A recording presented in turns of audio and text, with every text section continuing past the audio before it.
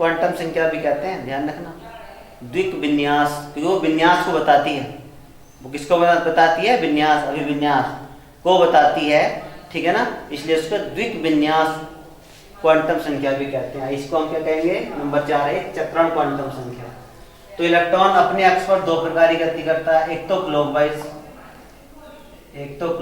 और एक anti clockwise. एक क्लॉकवाइज जैसे ये हो गया मान लीजिए,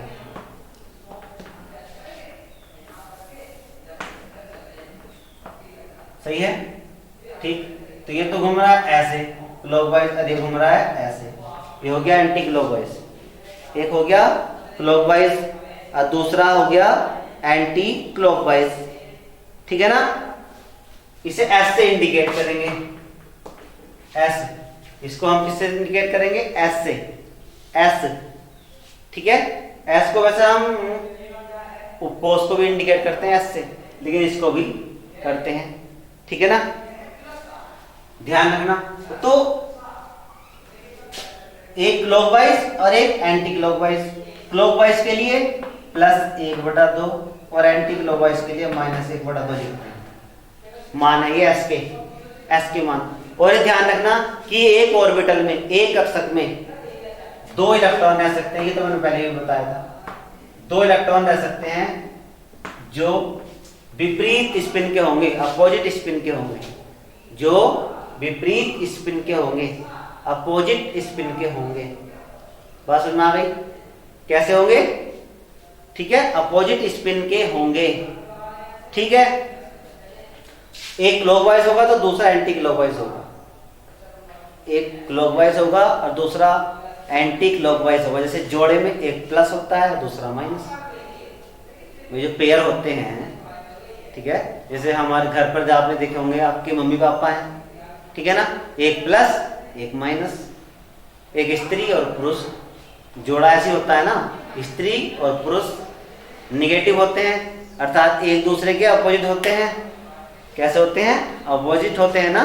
तो ऐसे ही यहाँ पर एक क्लॉकवाइज, दूसरा एंटी क्लॉकवाइज, तभी तो जोड़ा बनेगा, ठीक है ना। ऐसा करें जैसे अगर दोनों ही गरम गरम दिमाग के हो गए तो वो नहीं रह सकते एक साथ, वो एक साथ नहीं रह सकते ना। तो एक गरम एक ठंडा, ठीक है ना, वो एक साथ रहेंगे। तो जोड़े में एक क्लॉकवाइज और दूसरा एंटी क्लॉकवाइज, सही है। और ये एक दूसरे के ये काट देते हैं चुंबकीय प्रॉपर्टीज को, जो चुंबकीय गुण है वो ये एक दूसरे के गुण को काट देंगे, क्योंकि एक दूसरे के विपरीत है, ठीक है। तो अगर देखा है इसका परिणामी जो चुंबकीय है यानी गुण है इसका, वो कैसा होगा? शून्य हो जाएगा। वो कैसा हो जाएगा? शून्य हो जाएगा। चुंबकीय गुण कैसा होगा इसका? शून्य। तो चुंबकीय गुण कब प्रदर्शित करेंगे? जब चुंबकीय कब होगा कोई पदार्थ, परमाणु, कोई परमाणु चुंबकीय कब होगा? जो उसमें अकेला इलेक्ट्रॉन हो, जो उसमें अकेला इलेक्ट्रॉन हो, सही है, तब वो चुंबकीय गुण प्रदर्शित करेगा, चुंबकीय गुण प्रदर्शित करेगा, ठीक है। तो ये हमारी क्वांटम संख्याएं थी। क्या थी ये? क्वांटम संख्याएं थी, ठीक है।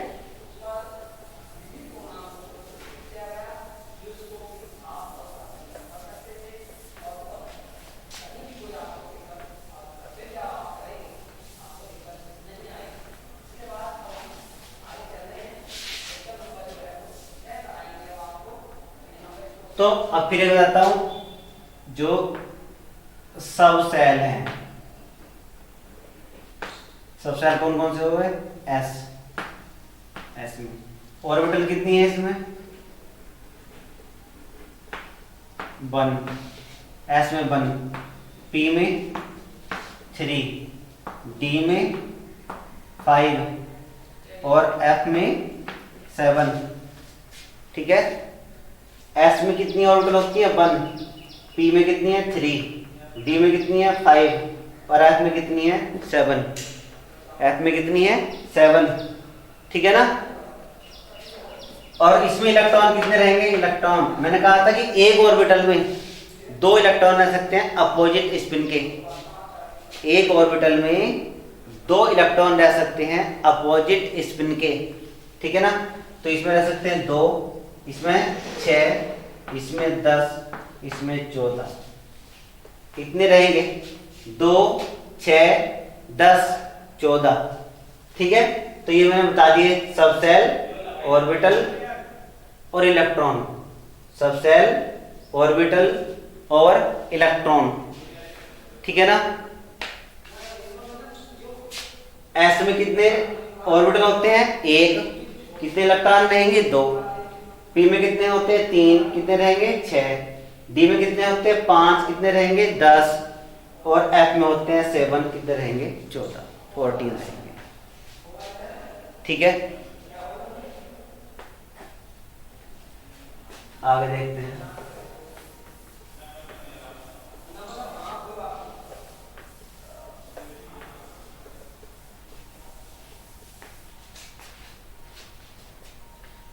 अब मैं आपको बताता हूं इलेक्ट्रॉनिक विन्यास, बताता हूं पहले इलेक्ट्रॉनिक विन्यास।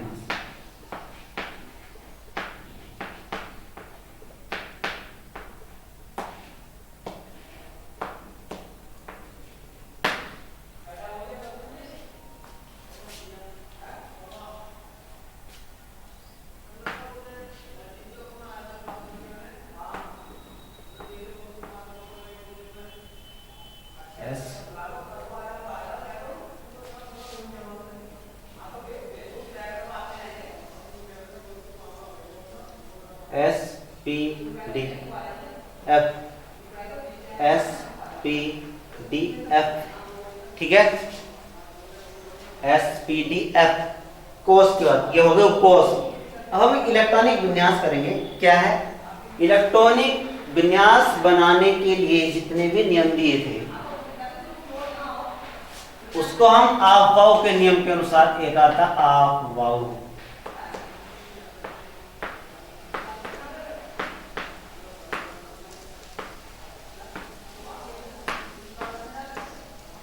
आफबाउ नियम।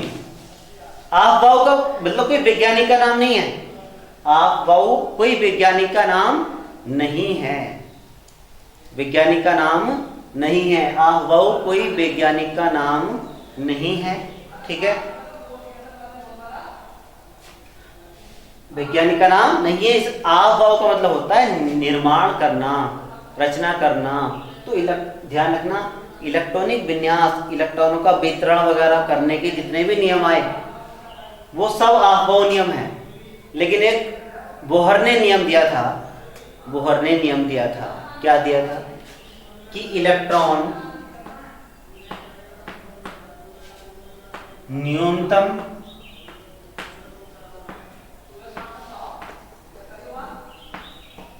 ऊर्जा वाले,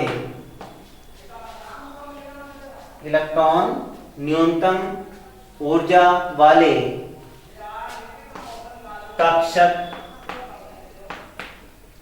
में, यानी उपकोष क्या था, चाहे उपकोष में प्रवेश करता है, में प्रवेश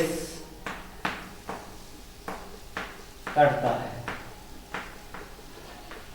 ये हो गया इलेक्ट्रॉन, यानी जो इलेक्ट्रॉन है वो न्यूनतम ऊर्जा वाले कक्षक में प्रवेश करता है। इसको हम आफबाउ नियम बोलते हैं। इसको हम क्या बोलते हैं? आफबाउ नियम बोलते हैं। ठीक है ना। कि अब इसका नॉर्मली आप समझो पहले, ठीक है, कि क्यों नहीं ऐसा हो गया हम कक्षा सीधे सीधे हम ना पढ़ते, स्टार्टिंग से नहीं पढ़े, सीधे 10 में पहुंच जाते, कक्षा 10 में पहुंच जाते। क्या ये संभव था?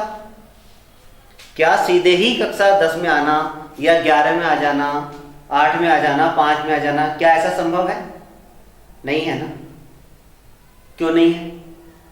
क्योंकि हमारी क्षमता 10 क्लास के समान नहीं है। उसकी जो हमारी जो ऊर्जा है वो उस लेवल के बराबर नहीं है।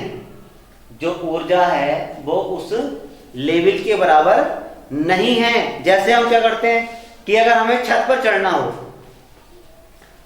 हम छत पर चढ़ते हैं तो हम पहली पैड़ी पर, जब जीने पर चढ़ते हैं हम, तो पहली पैड़ी पर रखते हैं अपना पैर।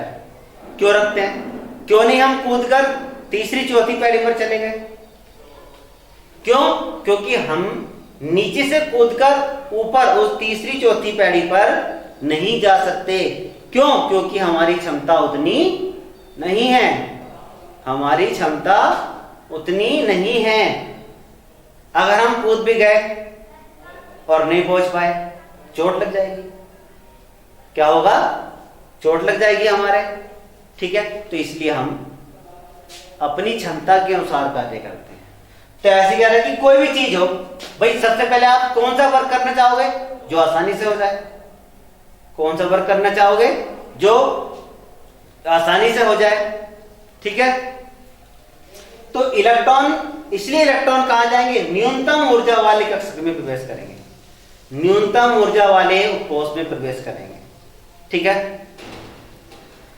तो जैसे मैंने पहले बताया था, जैसे नाभिकीय हो गया, नाभिकीय बाहर ऐसे ये कंडीशन हो गई, यानी ये पहला कोष था 1 2 3 4। पहले कोष में एक उपकोष था, कौन सा? S। तो इसे हम क्या लिखेंगे? 1s। ऐसी होता है इसमें, तो 1s। इसमें दो थे, ये हो गया था S और P। इसमें कौन थे? S और P, S और P। इसको हम लिखेंगे 2s, ये दूसरा S हो गया ना, 2s और 2p। 2p तो इसलिए लिखते हैं, कोष का नंबर है ये कोष का नंबर है। ये पहला कोष में S उपकोष है, ये दूसरे कोष में S उपकोष है, दूसरे कोष में P उपकोष है। सही है। ऐसे ही 3s 3p 3d, ऐसे ही 4s 4p 4d 4f, 4s 4p 4d और 4f। सही है। तो अब इलेक्ट्रॉनिक विन्यास हम कैसे बनाते हैं? ठीक, देखो कैसे बनाएंगे इलेक्ट्रॉनिक विन्यास। हम इलेक्ट्रॉनिक विन्यास कैसे बनाते हैं?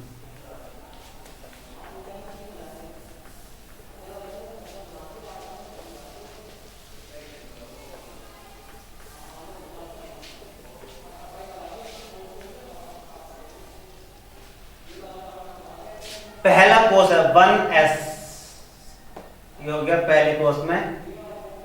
फिर हो गया 2s, और 2s के बाद कौन सा है? 2p भी है इसमें। ऐसे ही 3s 3p 3d, फिर 4s